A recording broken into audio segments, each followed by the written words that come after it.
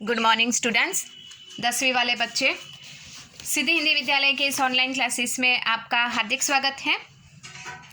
अब यहाँ पे सबसे पहले तो जो हम काव्य पढ़ रहे हैं 7वां छाया मत छूना, जिसके कवि जो यहाँ पे है अर्थात जो रचयिता है वो गिरिजा कुमार माथुर हैं।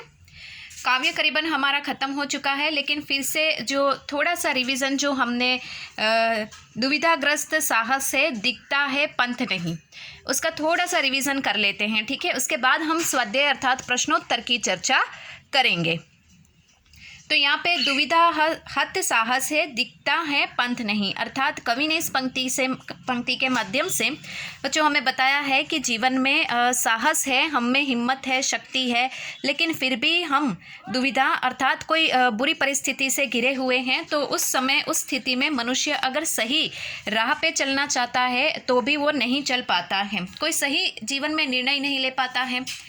देह सुखी हो पर मन के दुख का अंत नहीं, ये दूसरी पंक्ति के माध्यम से गिरिजा कुमार माथुर हमें बताना चाहते हैं कि हम शारीरिक रूप से बिल्कुल स्वस्थ है, सही है, सलामत है, लेकिन फिर भी हम मानसिक रूप से, मन से हम टूटे हुए हैं, हारे हुए हैं, मानसिक रूप से हम दुखी है।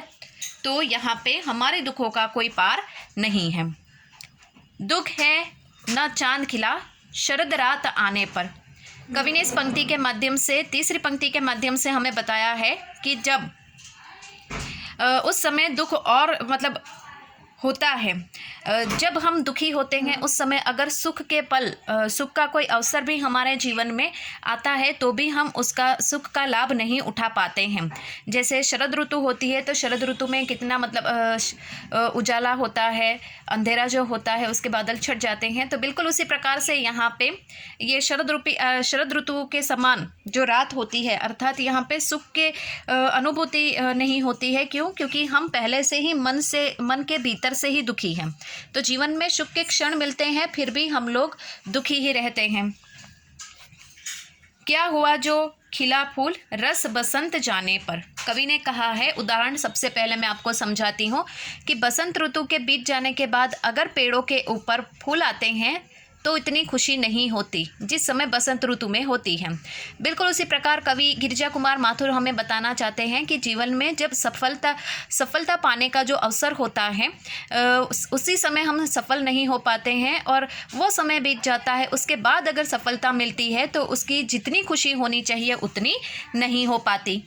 जो न मिला भूल उसे कर तो भविष्य वरण, अर्थात कवि ने बताया है कि जीवन में जिस लक्ष्य की ओर हम आगे बढ़ते हैं अगर वो लक्ष्य हमें नहीं मिल पाता है तो हमें उस लक्ष्य को भूलकर अर्थात भविष्य में जो आने वाला हमारा समय है, भविष्य है, उसके बारे में हमें सोचना चाहिए और उसको स्वीकार करना चाहिए। छाया मत छूना मन होगा दुख दूना। कवि ने यहाँ पे स्पष्ट बताया है, उन्होंने कहा है अपने मन से कि रे मन, तू यहाँ पे मेरे जीवन के अच्छे पलों को याद करना, लेकिन दुखी पलों को याद करके मेरा दुख जो है और अधिक दूना यानी दुगना होगा। तो बच्चों ये काव्य जो है हमारा यहाँ पे ख़त्म होता है। अब यहाँ पे सबसे पहले तो हम जो स्वाध्याय है वो स्वाध्याय के प्रश्नोत्तर, उसमें पहला, कवि ने कठिन यथार्थ के पूंजन की बात क्यों कही है, ये प्रश्नोत्तर हम कर रहे हैं बच्चों। तो ये प्रश्नोत्तर आपको अपनी कॉपी में लिखने हैं, ठीक है। तो सबसे पहला जो प्रश्न है कि कवि ने कठिन यथार्थ के पूंजन की बात क्यों कही है, तो उसमें हमें लिखना है, प्रायः व्यक्ति अतीत की सुखद यादों में डूबा हुआ कल्पना लोक में विचरण करता रहता है, वर्तमान यथार्थ से पलायन करता है, इसी से उसका जीवन अधिक भयावह हो जाता है। इसलिए कवि वर्तमान के कठिन यथार्थ का पूजन करने को कहता है ताकि वह वर्तमान स्थिति में संघर्ष करके अपने उसे अनुकूल बना सकें। वापस एक बार यहाँ पे सुनिएगा, ये जो प्रश्न है, कवि ने कठिन यथार्थ के पूंजन की बात क्यों कही है, मतलब कवि ऐसा क्यों कहते हैं कि वास्तविक यथार्थ यानी वास्तविकता को ही स्वीकार करो। तो प्रायः व्यक्ति, हम क्या करते हैं, ज़्यादातर कवि बताना चाहते हैं कि प्रायः व्यक्ति अपने जीवन की जो सुखद यादें होती है, स्मृतियाँ होती है, उसमें ही खोया रहता है और उसकी वजह से वो कल्पना लोक में ही सुख को प्राप्त करता है, वास्तविक रूप में नहीं। वर्तमान की जो यथार्थ स्थिति है वो जीवन को कभी स्वीकार नहीं कर पाता, उसी से उसका जीवन अधिक और जिसके कारण उसका जीवन क्या हो जाता है, अधिक दुखी। इसलिए कवि कहते हैं कि वर्तमान की जो यथार्थ स्थिति है उसका हमें पूजन करना चाहिए, ताकि वर्तमान स्थिति में संघर्ष करके उसे अपने अनुकूल बना सकें। तो वर्तमान की में जो अच्छी या बुरी कोई भी यादें हैं तो उसको हमें स्वीकार करना चाहिए, कल्पना लोक में नहीं घूमना चाहिए। ऐसा कौन कहते हैं यहाँ पे, कवि। अब यहाँ पे बच्चों जो दूसरा प्रश्न है, ध्यान से देखिए, भाव स्पष्ट कीजिए। उसमें 2 पंक्ति दी गई है, ये दोनों पंक्तियों को हमें समझाना है। प्रभुता का शरण बिंब केवल मृग तृष्णा है, हर चंद्रिका में छिपी एक रात कृष्णा है।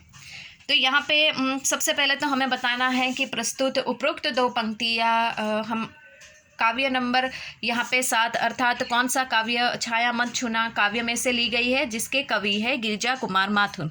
इसमें यहाँ पे कवि ने अपने मन को समझाते हुए कहा है कि जीवन की जो क्षणिक अर्थात जो सुखद यादें हैं उसको याद करो, लेकिन जो बुरी यादें हैं, बुरी अतीत में जो बुरी दुख के यादें हैं, उसको स्मृतियों को याद करने से दुख जो होता है वो अत्यधिक बढ़ता है।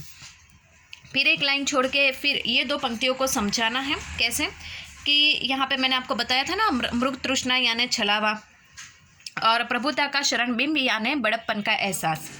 तो ये पंक्ति को कैसे समझाना है, कवि ने इस कथन के माध्यम से कहा है कि वो यश, कीर्ति, धन, वैभव, मान, सम्मान, पूंजी के पीछे जितना ही वो भागते थे, उतना ही ये सब प्राप्ति करने के लिए उन्होंने जितना प्रयास किया वो सारा व्यर्थ हो जाता है।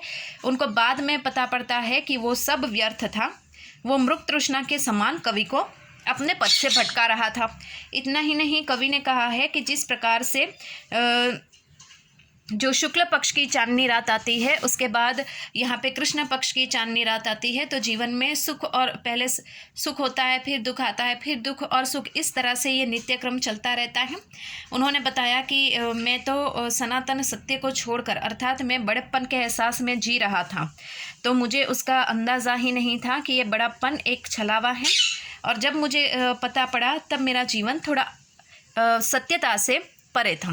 तो यहाँ पे हमें इस प्रकार से लिखना है। वापस जो दूसरा प्रश्न है मैं दोहरा रही हूँ, ध्यान से सुनिएगा। सबसे पहले हमें लिखना है उपरोक्त 2 पंक्तियाँ यहाँ पे छाया मत छूना काव्य से ली गई है, जिनके कवि है गिरिजा कुमार माथुर।